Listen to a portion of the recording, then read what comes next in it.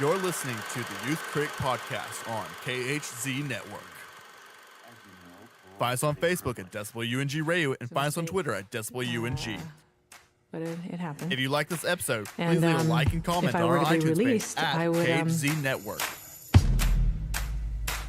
And now for the I would podcast. just want the simple life. I just want to hold down a job, make some friends. You know, pay my bills. Even if this was possible, you'd need 20 people. 7 people. Why do you need to do this?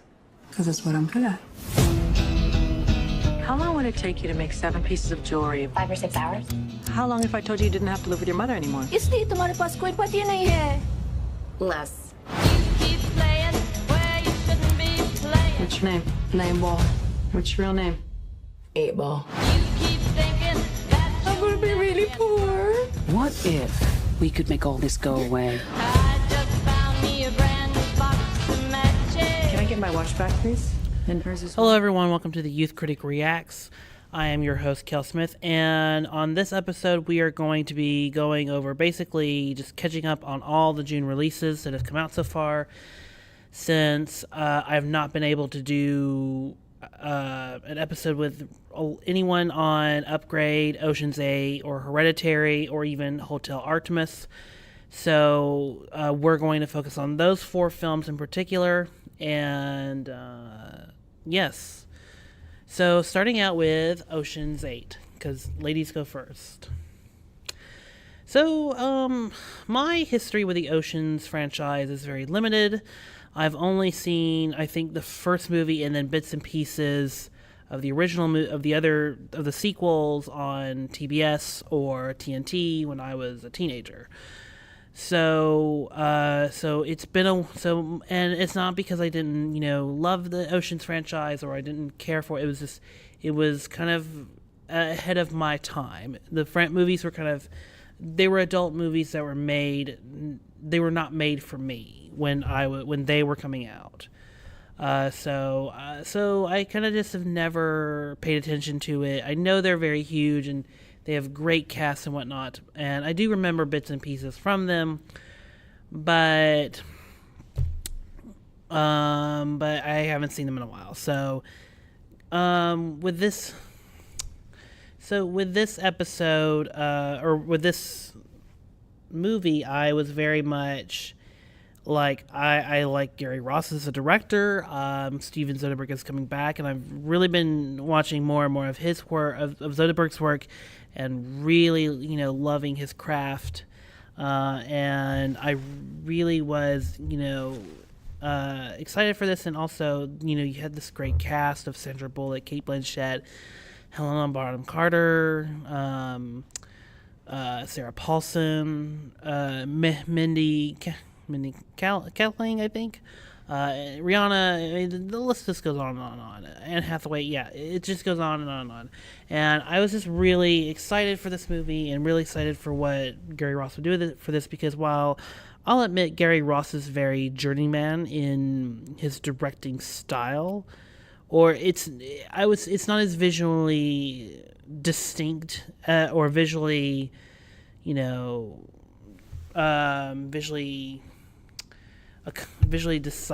it's not like visually as interesting as like what Soderbergh would do or what most filmmakers would do. I mean, I would argue that Francis Lawrence from the Hunger Games movies did a more dynamic job and had more, a more visual dynamic job on his sequels. Other than the first, that was different from Gary Ross's first Hunger Games movie. So going into this, I knew we were not going to probably get the directing flourishes that were going to be as good as what Soderbergh had done in his 3 films. But I knew that. But I was hoping that Gary Ross would come through with a really good screenplay, because that's always been the trademark of Gary Ross. He's a very accomplished screenwriter. Always has kind of been, a go-to script doctor for a lot of productions. So I was very interested in what he would do for an Ocean's 8 movie from a screenwriting level, especially since he was the co-writer. And I went into this movie and I liked bits and pieces. I really like the cast, but it felt like there were things missing in this movie beside the visual, dynamics and flourishes that, Soderbergh had brought. So not only those were missing, but it also felt like character beats, emotional development, and things, that should have, helped bridge this team together and made you believe that this is an actual team of people or a team of women that would get together and have a fun heist. And, and that's really what was missing for me in this movie. And that's why I would say it's a solid, good movie, but it's not a great heist film, because one of the things that Oceans did always very well, from what I took away from it, was there was banter between the characters. There was, these characters were developed. They had stakes, and they were just more, there was more to them than just, their position. And that was kind of and that was what was missing here, is that you just got a bunch of characters who were stereotyped, and also they had their own position. So, and that was where I felt like Ocean's 8 kind of faltered, is in its lack of character development. And that really is what hurt the film, because because Sandra Bullock is the only person that really has a clear goal other than money. Like, she's the only one that wants something out of it. Everything else is like, so everyone else is just kind of there for either the money, or they're just there to be there. And that's what was so disappointing, was that it really just felt more and more like these characters, they were just, they're kind of acting the roles. And that was kind of, that's what really hurt, is in watching this movie. And but that doesn't mean the movie is completely awful. It doesn't mean that the film doesn't completely work. It just means that the film is kind of average, because I wasn't really that emotionally invested in particularly any of the characters, and some of it I found I would think would be somewhat offensive, particularly Rihanna's character and Awkwafina's character. So other than that, I thought it was a fine movie. I thought there were visual flourishes throughout, but nothing as visually dynamic as Soderbergh's previous films. But other than that, I thought it was a really well done heist. I thought, overall it was clever. Some things I felt like probably should have been ironed out more. But other than that, I thought Ocean's 8 was a really solid heist movie, that's nice and breezy fun, that would be a lot better suited for when we can all have a bunch of friends over at the house and watch the movie together. So with that, I'm giving the movie a C+. Next up, Upgrade. Must be frustrating for you, someone who liked to get things done with their hands. Here's the thing. 4 guys murdered my wife. If I could find these men, I'd do it. What if I told you I could offer you something that would enable you to walk again? I call it STEM, a computer chip that has the potential to change everything. It's a new, better brain. I am STEM, the system operating your body for you. Can anybody else hear you? No, only you. May I point something out? In the drone surveillance footage, Sir Brantner, Marine Corps, address 414 Citrus, Newground. You'll need a plan. I got this. So Upgrade is the sci-fi horror action film from Leigh Whannell, who is the co-creator of the Saw franchise and the Insidious franchise. And this is his second movie, I think, and it's a really good movie. And that's what I'll say, is not to leave any more suspense, but I thought it's a sci-fi cult classic in the making. That's, not only because the box office is kind of teetering out and it's kind of about to leave theaters, but I felt like Upgrade, it has that, cult, kind of, feel where people are going to look at it years and years from now and appreciate it, for not really necessarily bold or interesting new ideas, but for its style and for its low techiness, and also for its B-movie quality that's given a very A treatment, or given the appearance of an A treatment. And that's why I think it's going to really last, the longest amongst sci-fi and action nerds, is that it really does lend itself to, to all of the sci-fi tropes, and it feels very much like a RoboCop / Terminator movie in the midst of this body horror film. And I think that's, the style that, Upgrade kind of, appeals to, and is, honest about, and it works very well. A lot of this movie is very well meticulously done. The style feels very much, very much feels like the action scenes from James Wan's Furious 7, which, if you don't know, James Wan and Lee Whannell, they're, really good friends. Of course they work together on the Saw and the Insidious franchise. So for this movie, they did a really, so for Lee Whannell, he borrows a lot from Wan's style that he brought to the Furious 7, like the camera following the, the movements of the action scenes and the, characters. He does that and expands upon that a lot in this movie. And it works very well within the action, that you can tell what's happening, and also the action is realistic, it's gory, it's terrifying, and also it's relatable to Logan Marshall Green's, character Gray. You relate to him the whole way through, because, he's not a violent person. But he wants justice, and that turns into revenge. And STEM is the device that's implanted into his spine to give him, more mobility again. It allows him to, it allows him to, act out that, his revenge, to the point where he loses more and more of his humanity. And I think that's kind of the interesting part of Upgrade, is that as the film goes along, you see, Gray lose more and more of his humanity, and STEM takes over. And that's really the most compelling part of the movie until the final 10 minutes of the movie. And then it becomes like this, oh shit movie.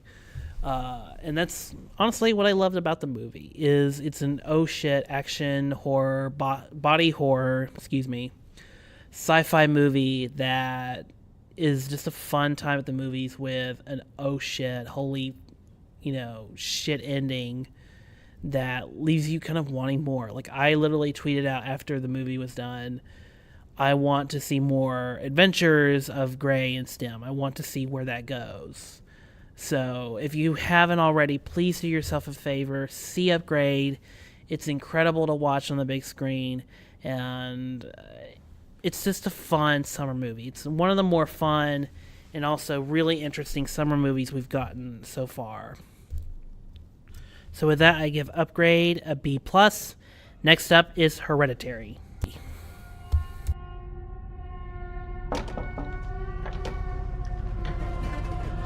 Come on, Peter. There's your suit.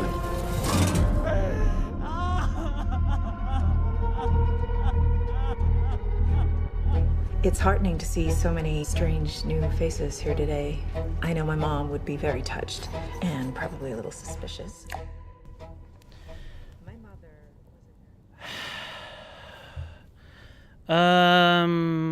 So A24's horror input that includes movies like The Witch and It Comes at Night are both equally on their own merits, very well made, very calculated, and very off the beaten path horror films.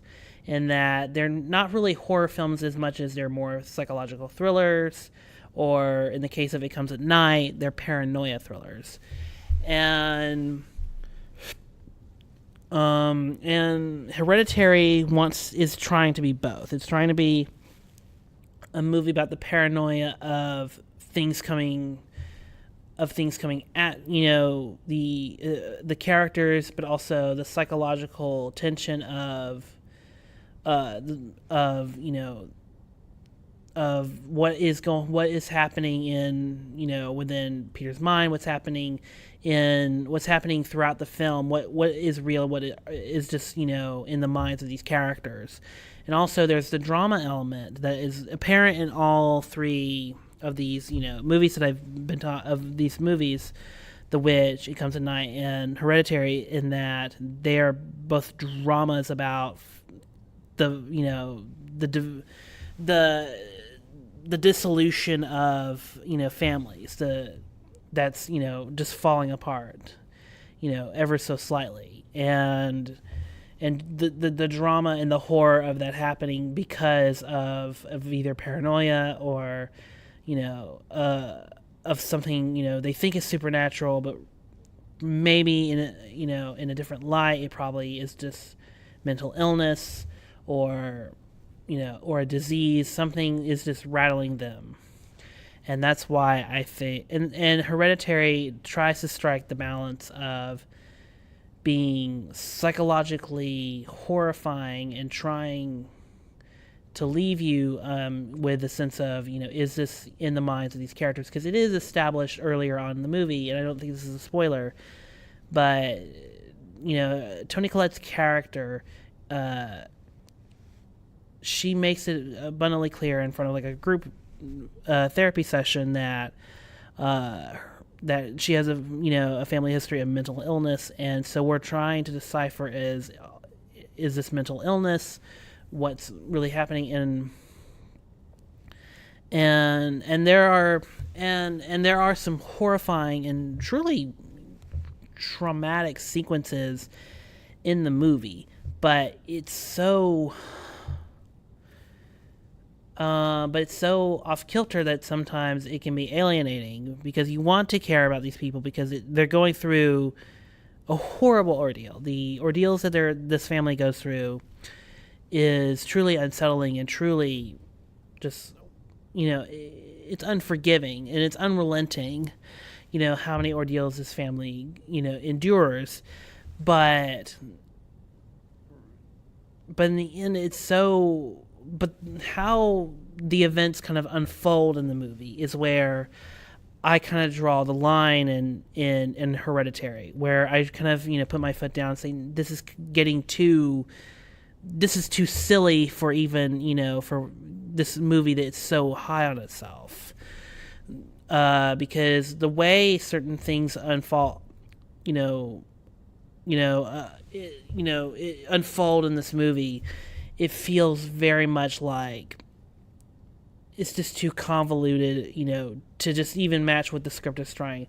The script symbolism and the themes that it's trying to do. It's like it feels like the movie feels like it's bending over backwards to reach a certain level, to reach a certain point of horror that really, in the end, wouldn't really happen. It wouldn't really unfold this way. And I feel like, while I do have empathy for all four of these characters, for what they're going through, it's still, it still just feels at the end of the day like, so what? And also, the other big issue that I had with Hereditary was that the film ultimately feels the film ultimately comes to this conclusion that I feel like we've seen not only in The Witch, but in so many other different possession movies. It feels like we've seen this so many times. And so for me, the ending, while it is shocking and it's horrifying and it is left open if it really is, a mental illness or a supernatural possession, it still feels very much like we've seen this before. And the shock of that kind of ending has kind of dissipate over time because so many horror movies have done this before. So, and on top of that, I didn't really care about what was happening. I cared to an extent with the characters, but at the end of the day, I was just like, this ending, I've seen it so many times and I'm kind of numb to the shock value of it. And on top of that, it's not really that well, and honestly, the payoff doesn't quite work. Because the movie wants so badly to be ambiguous, but we're not quite sure what we're seeing is real anyway, if that makes any sense.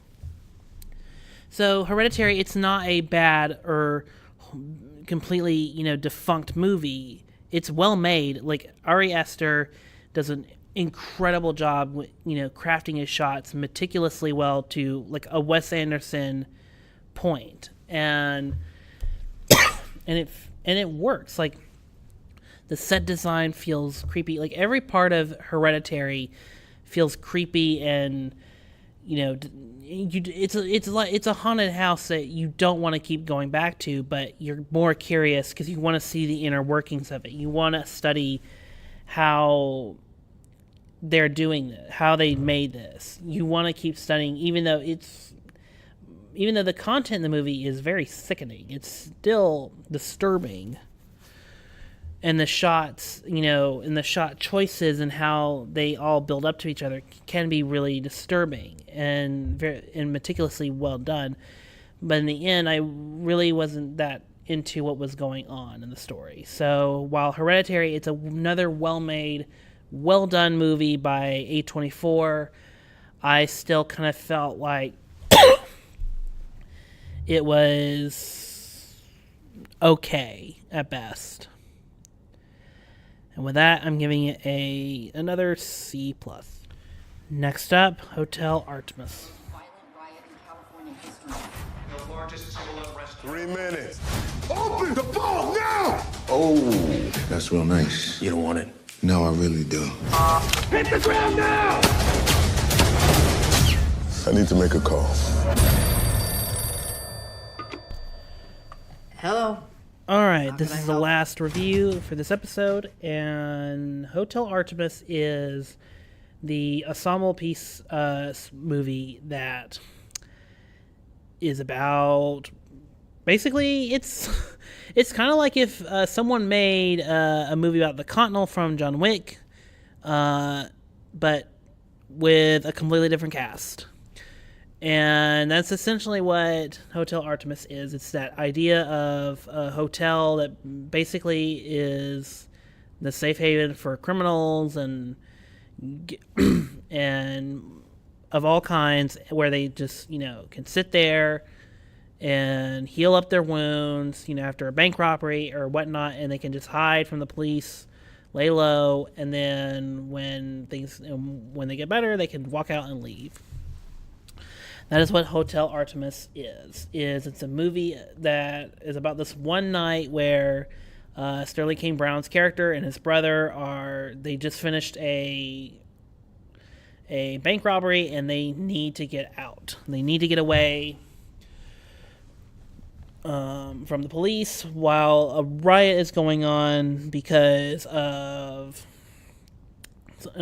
something water, and some corporation is like holding like the water hostage in LA in the future or something.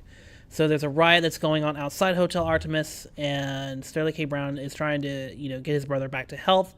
And while this is happening, they realize Sterling K. Brown's character realizes that his brother stole some property from the wrong person, basically the head crime boss of Los Angeles, played by Jeff Goldblum. And now there's a race to get out of Hotel Artemis because now the head chief is coming up because he had suffered from a flesh wound. So now they're trying. So now Sterling K. Brown's character is trying to get out.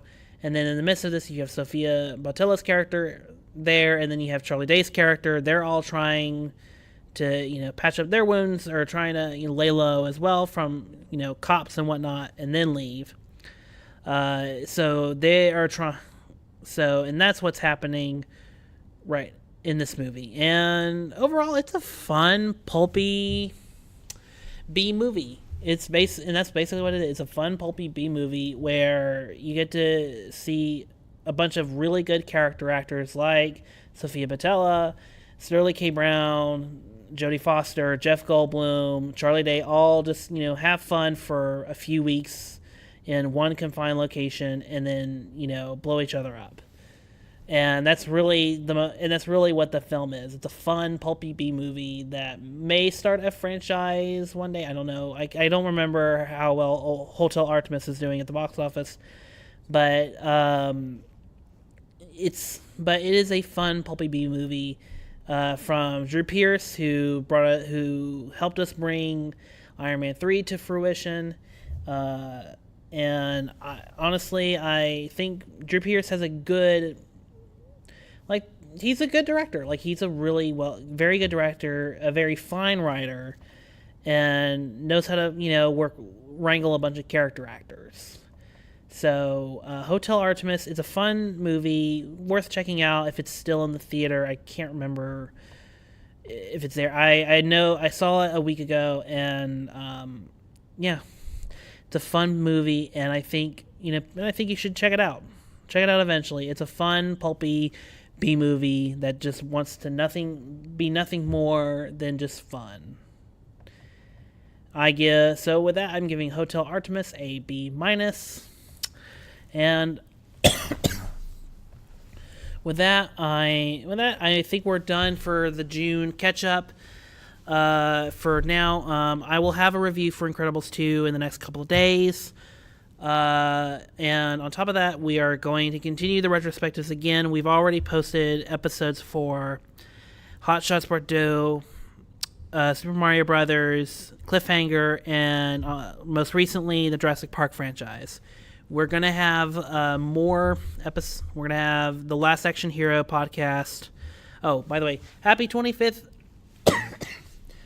Last Action Hero, because today of this recording is when, because 25 years ago, Last Action Hero came out and kind of fizzled out because of Jurassic Park.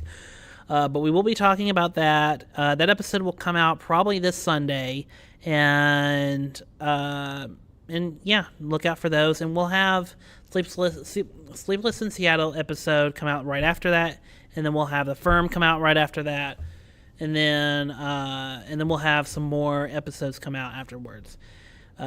Thanks everyone for listening this week. Please comment comment down below and let us know how we're doing.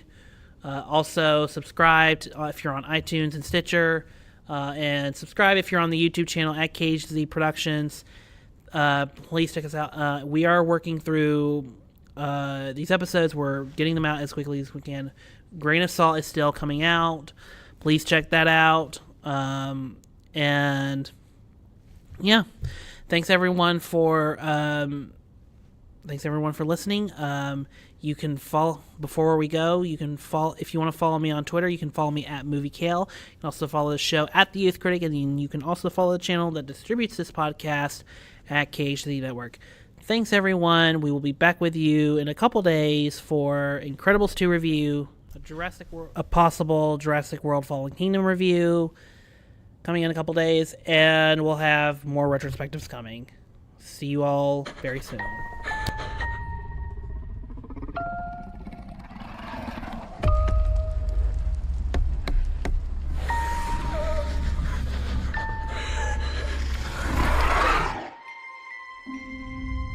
Do you remember the first time you saw a dinosaur?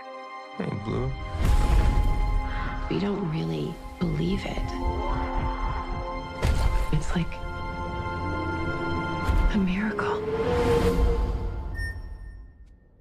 Something's coming. It's the T-Rex. It's the T-Rex.